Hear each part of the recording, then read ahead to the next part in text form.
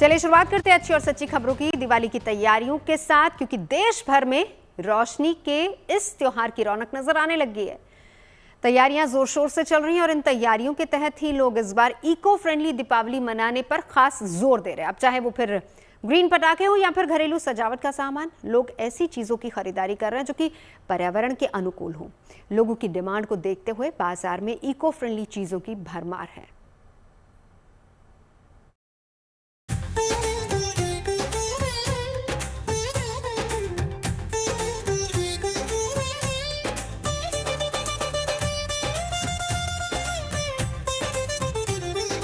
दिवाली का त्योहार जैसे ही नजदीक आया, घर सज गए, दफ्तर सज गए और सज गए देश भर के बाजार। इस साल दिवाली की इस रौनक में चार चांद लगाने का काम कर रहे हैं स्वदेशी और इको फ्रेंडली उत्पाद। चाहे वो मिट्टी के रंग बिरंगे दिए हो या गाय के गोबर से बने दिए और मूर्तियाँ या फिर ग्रीन पटाखे ही क्यों न हो, लोग न सिर्फ स्वदेशी उत्पादों को ज्यादा पसंद कर रहे हैं बल्कि इको फ्रेंडली चीजों की भी जमकर खरीदारी कर रहे हैं। स्वदेशी और इको फ्रेंडली उत्पादों के प्रति लोगों के इस रुझान को देखते हुए बाजार में एक से बढ़कर एक चीजें इस बार मौजूद हैं, जिनमें से एक ये है सात्विक दिवाली किट, जिसमें दिए, मूर्तियां, शुभ लाभ के चिन्ह मौजूद हैं। इस किट में मौजूद तमाम उत्पादों की खासियत ही यही है कि इन्हें पर्यावरण को ध्यान में रखते हुए गाय के गोबर से तैयार किया गया है, जो देखने में भी बेहद खूबसूरत और किफायती भी है। तो घर के लिए हमने शुरुआत करी थी, बाद में फिर कुछ मित्रों को अच्छा लगा कि इसको आप व्यवसाय की तरह भी अपना सकते हैं या ऐसा।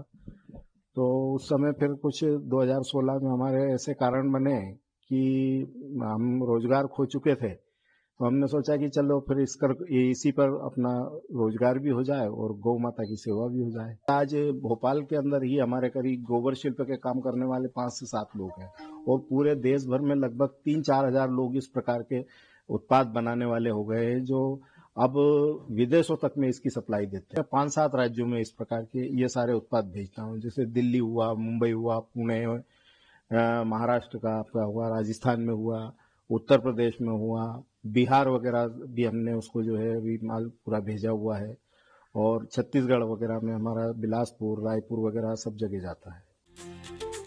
भोपाल की तरह ही देश के दूसरे शहरों में भी दिवाली से जुड़े ऐसे ही उत्पादों की काफी डिमांड देखी जा रही है।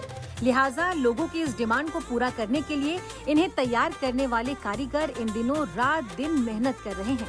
जयपुर से लेकर उधमपुर तक और गोरखपुर से लेकर प्रयागराज तक ये हुनरमंद कारीगर अपनी कला के जरिए मिट्टी और गोबर में जान फूंक रहे हैं।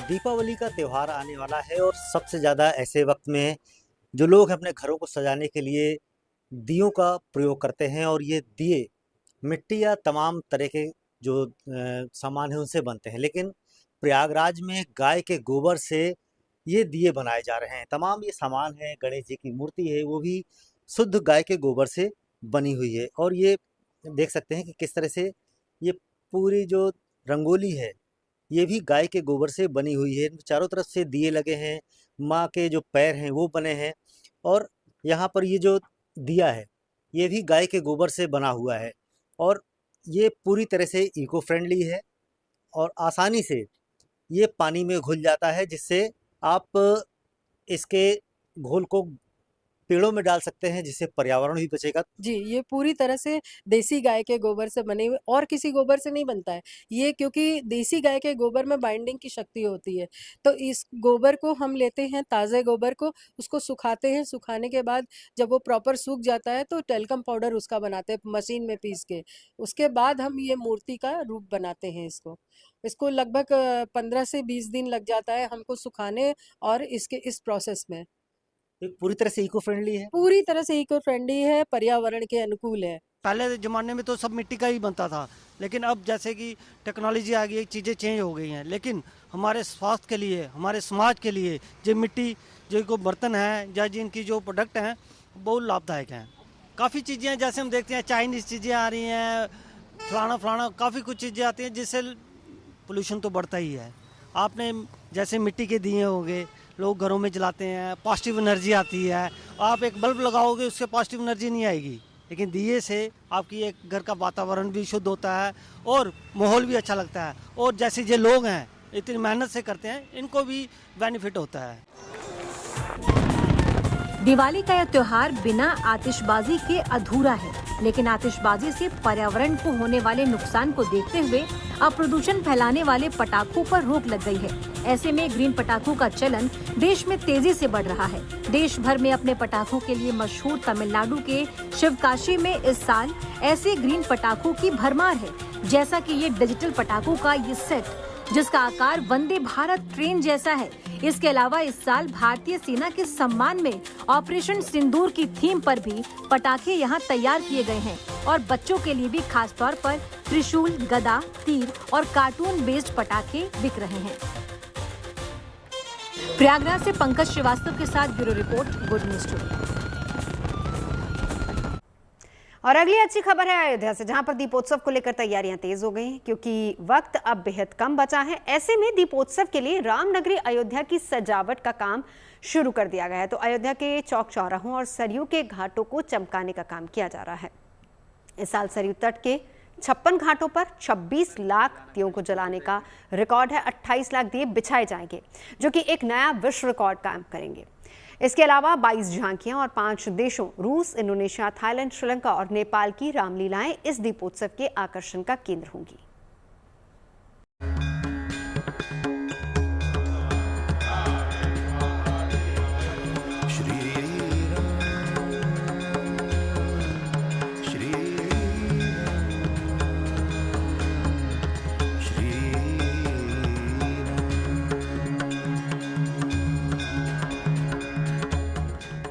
अवधपुरी प्रभु आवत जानी, भई सकल शोभा कै खानी। यानी प्रभु को आते जानकर अवधपुरी संपूर्ण शोभाओं की खान हो गई है।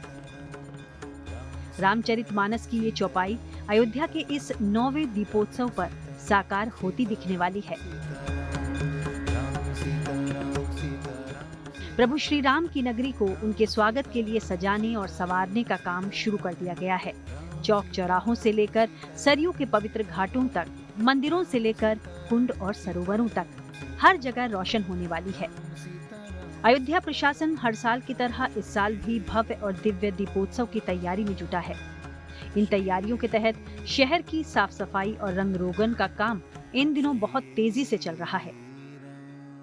देख रहे हैं कि यहाँ पे एक विशालकाय दीप जो है बनाया गया है, जो कि लाइटिंग से, जो कि पूरा प्रकाश इसमें रहेगा और ये कलरफुल है। ये आखिरी दौर चल रहा है दीप उत्सव का, जो महोत्सव मनाया जाएगा अब की बार बहुत ही भव्य और दिव्य तरीके से मनाया जाएगा।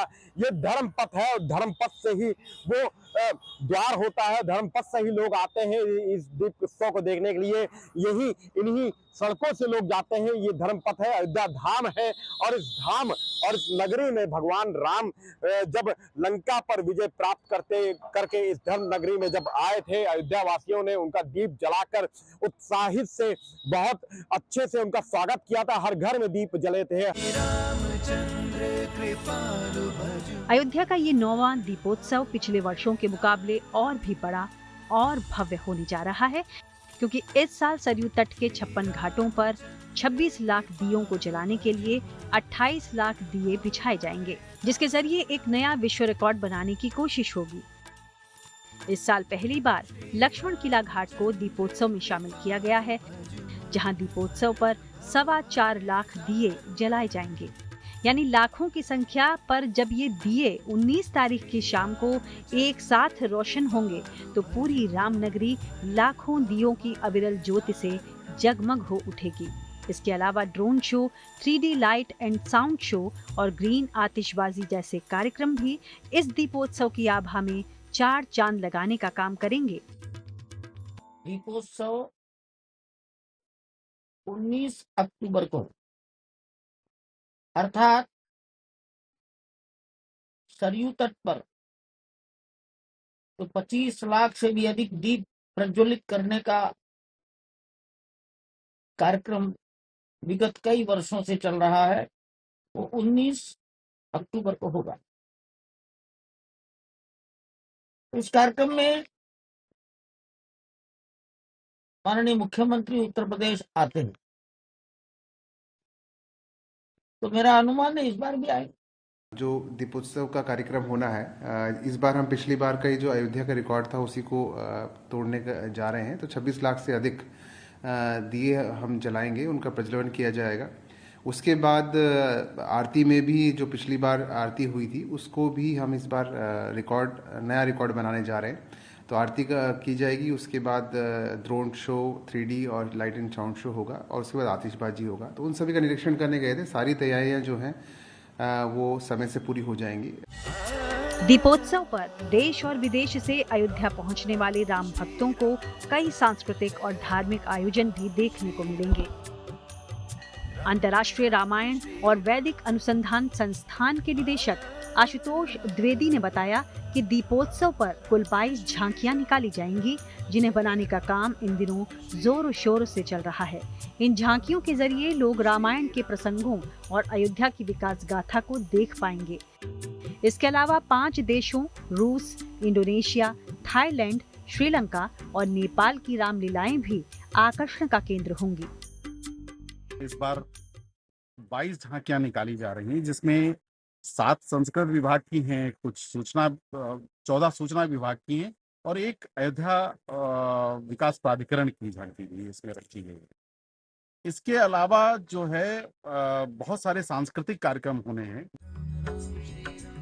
दीपावली के मौके पर अयोध्या में होने वाला ये दीपोत्सव केवल एक धार्मिक उत्सव नहीं, बल्कि भारत की सनातन संस्कृति, आध्यात्मिकता और विश्व बंधुत्व का प्रतीक बन चुका है, जिसका हर साल राम भक्तों को बड़ी बेसब्री से इंतजार रहता है। अयोध्या से मयंक शुक्ला के साथ bureau report, good news today. और अब बात पराक्रम के 41 साल की एनएसजी यानी कि नेशनल सिक्योरिटी गार्ड के पराक्रम की कहानियों की वजह से उनकी गिनती देश के बेहतरीन कमांडो फोर्सेस में की जाती है। और पिछले 41 साल में ऐसे कई मौके आए हैं जब उन्होंने सीमा पार से आए आतंकियों की साजिशों को नाकाम कर दिया। नख से लेकर शिख तक काले रंग की पोशाक में ढके एनएसजी कमांडोज का पूरा शरीर अत्याधुनिक हथियारों और गोला बारूद से लैस होता है। 16 अक्टूबर 1984 को अस्तित्व में आने वाली एनएसजी पर देश को भरोसा है। इनकी बहादुरी, वीरता और समर्पण की विजय गाथा को सुनने और देखने की बारी है।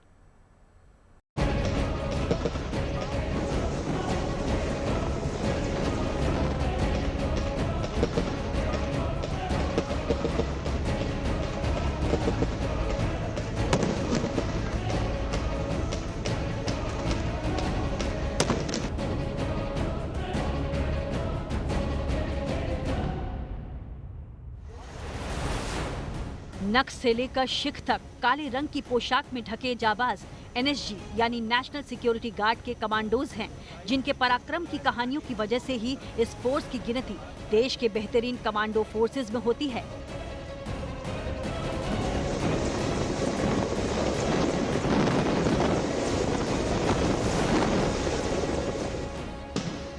राष्ट्रीय संकट के दौरान देश को सुरक्षित रखने वाली एनएसजी की बहादुरी, वीरता और समर्पण को 41 साल हो गए। गुरुग्राम में एनएसजी के 41वें स्थापना दिवस समारोह के दौरान उसके कमांडोज ने एक बार फिर अपनी वीरता और साहस की मिसाल पेश की।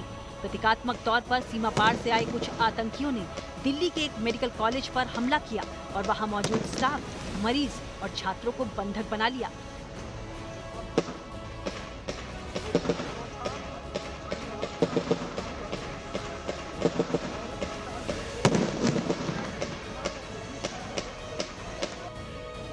कुछ देर की खामोशी के बाद एनएसजी के कुछ कमांडो मेडिकल कॉलेज को आतंक मुक्त करवाने के लिए पोजीशन लेते दिखे। सीमा पार करके आए आतंकियों के खिलाफ सख्त कार्रवाई करने के लिए ब्लैक कैट कमांडोज ने सबसे पहले लोकेशन पर कमांड सेंटर तैयार किया। एनएसजी के ब्लैक कैट कमांडो जब भी किसी बड़े ऑपरेशन को अंजाम देते हैं तो उस दौरान एक पूरी प्रक्रिया का पालन उनके द्वारा किया जाता है।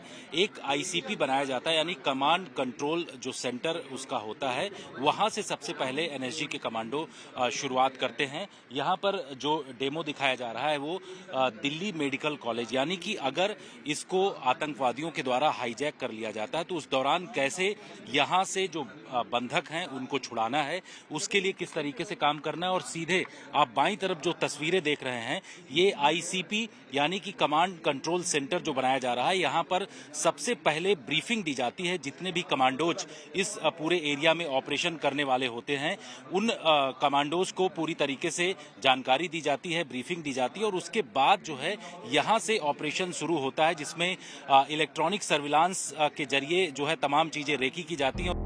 किसी भी आपातकालीन स्थिति में इंसिडेंट कमांड सेंटर का इस्तेमाल ऑपरेशन के दौरान कमांड, नियंत्रण और समन्वय के लिए किया जाता है, जिसके निर्देश पर एनएसजी कमांडोज पूरी सतर्कता के साथ आगे बढ़ते हैं। इस दौरान आसमान से ड्रोन के जरिए घटना स्थल की निगरानी होती है। कमांड सेंटर के निर्देश पर मेडिकल कॉलेज में छिपे आतंकियों पर 2 तरफ से हमला किया जाता है। इसके लिए आतंकवाद विरोधी अभियान के दौरान बुलेट प्रूफ गाड़ी शेरपा में सवार कमांडोज 2 तरफ से मेडिकल कॉलेज को घेर लेते हैं। इसी दौरान उनके साथ प्रशिक्षित कुत्तों की टीम K9 भी मौजूद रहती है, जो एनएसजी कमांडोज के लिए इमारत के नजदीक पहुंचने को लेकर सुरक्षित रास्ता बनाती है, ताकि वो रूम के अंदर बंधक बनाए लोगों को आतंकियों के चंगुल से बचा सके। अभी तक आपने देखा कि किस तरीके से आईसीपी, जहां से कंट्रोल एंड कमांड सेंटर बनाया गया था, जिस बिल्डिंग में आतंकवादियों ने अटैक किया है यानी हाईजैक बनाया है, वो है दिल्ली मेडिकल कॉलेज। यहाँ पर एक ऑपरेशन किया जा रहा है जो एनएसजी के कमांडो हैं, और किस तरीके से ओवरऑल ऑपरेशन किया जाता है उसकी यहाँ पर आप जानकारी देख सकते हैं कि एनएसजी के कमांडोज जो हैं रूम इंटरवेंशन करने के लिए किस तरीके से अंदर जा रहे हैं। कमांडो की पूरी बाकायदे टीम जो है वो इसमें मौजूद है। इसके साथ साथ डॉग स्क्वाड जो है वो भी टीम इनके साथ मौजूद रहती है। सबसे खास बात यह है कि एनएसजी के कमांडो जब ऑपरेशन यहाँ पर कर रहे हैं तो हर एक इक्विपमेंट उनके पास मौजूद हैं।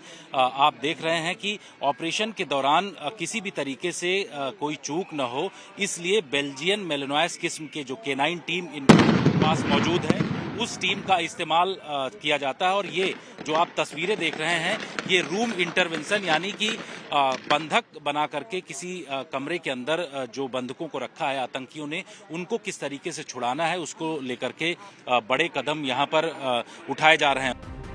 बंधकों को छुड़ाने और उनको सुरक्षित बाहर निकालने के लिए आसमान में एनएसजी का हेलीकॉप्टर भी मंडराने लगा।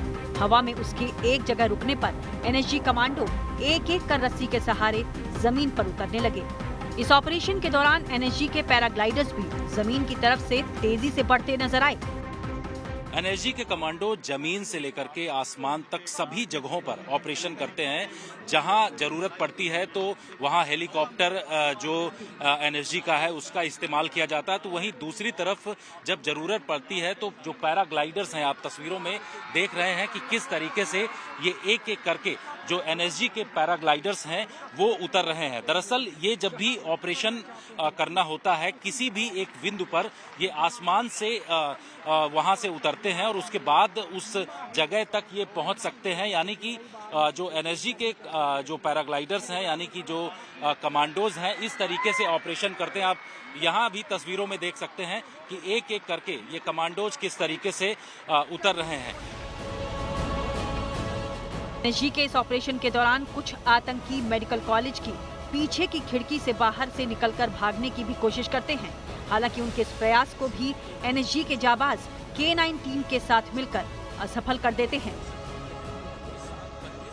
एनएसजी की K9 टीम जो है वो काफी खास होती है, क्योंकि जब भी कमांडो ऑपरेशन करते हैं तो उनके साथ कंधे से कंधा मिला करके K9 टीम जो है वो लगातार ऑपरेशन में लगी रहती है। यहाँ पर आप तस्वीरों में देख रहे हैं कि एनएसजी की जो K9 टीम है वो किस तरीके से यहाँ जो टेररिस्ट छिपे हुए थे वो भागने की कोशिश कर रहे थे, उनको पकड़ने का पूरा काम किया और उनके पास जो हथियार मौजूद थे उनको इन K9 टीम के द्वारा लिया गया। सबसे खास बात यह है कि एनएसजी की K9 टीम का इस्तेमाल उस दौरान किया जाता है जब भी इनको ऑपरेशन करना होता है, और बेल्जियन मेलेनोइस किस्म के डॉग जो हैं एनएसजी की K9 टीम में इस वक्त मौजूद हैं। सबसे बड़ी बात यह है कि K9 टीम जो है जो अमेरिका, इजराइल, इसके साथ साथ जो दूसरी कंट्रीज हैं ब्रिटेन, ऑस्ट्रेलिया, यहाँ पर इन देशों के पास जो K9 विजन सिस्टम है उसका भी इस्तेमाल एनएसजी की टीम इस वक्त कर रही है।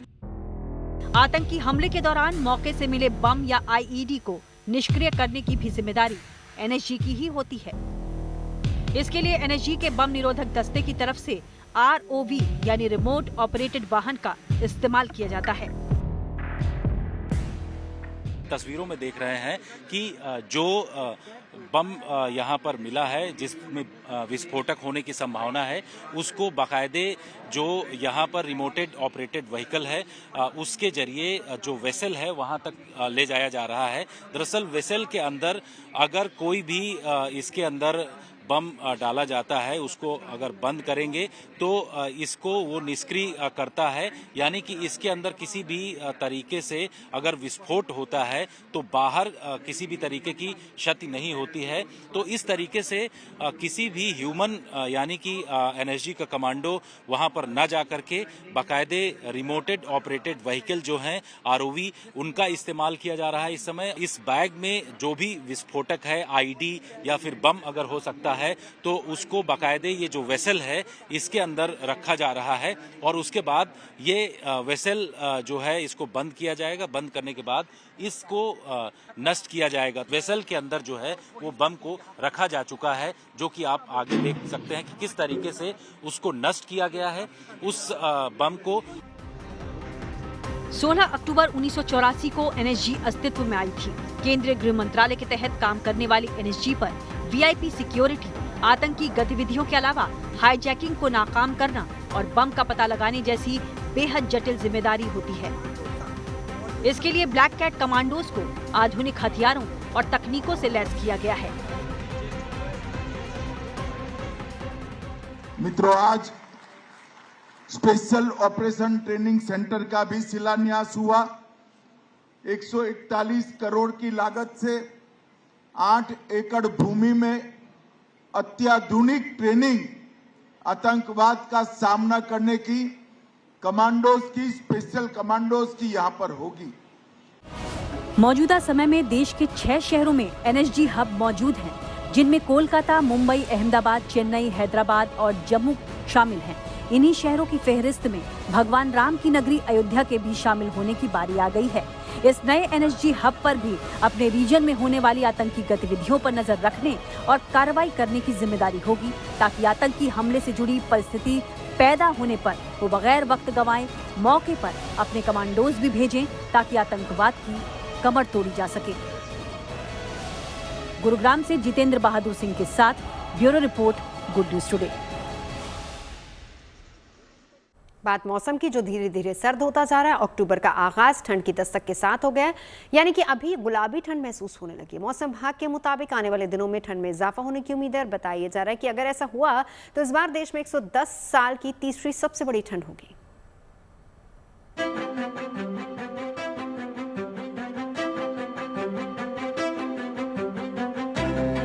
अक्टूबर महीने की शुरुआत से ही ठंड ने दस्तक दे दी है। दिन में सूरज की रोशनी सुकून का एहसास करा रही है, तो रात को एसी तो दूर, पंखे की हवा भी अब अच्छी नहीं लग रही।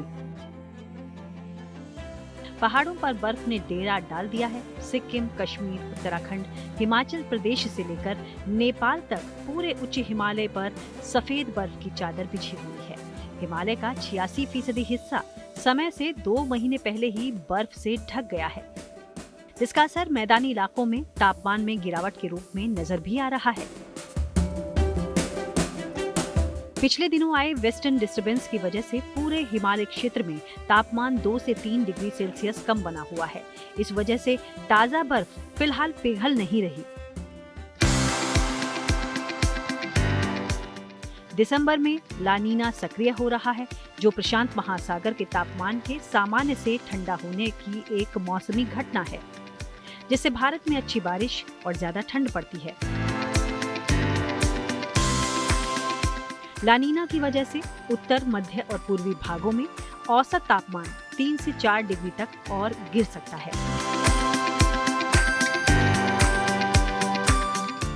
भोपाल में न्यूनतम तापमान 15.8 डिग्री सेल्सियस रिकॉर्ड हुआ, जो सामान्य से 3.6 डिग्री कम है। इधर राजस्थान में दिन और रात के तापमान में अंतर नजर आने लगा है। सीकर में रात का मिनिमम टेम्परेचर 15 डिग्री सेल्सियस से नीचे रिकॉर्ड हुआ। वहीं अमृतसर, लुधियाना, जालंधर समेत पंजाब के कई शहरों में न्यूनतम तापमान 18 से 19 डिग्री सेल्सियस बना हुआ है। कुल मिलाकर गुलाबी ठंड का एहसास तो अभी से होने लगा है। मौसम विभाग की माने तो आने वाले दिनों में खासकर दीपावली के बाद ठंड और बढ़ने वाली है। अनुमान तो ये भी है कि देश में 110 साल की तीसरी सबसे तेज ठंड इस बार पड़ेगी। Bureau report, good news today. खबरें सच्ची होनी चाहिए, अच्छी खुद ब खुद लगती हैं। Navjot Sindhawa signing off. आप सुनते रहिए गुड न्यूज, देखते रहिए गुड न्यूज।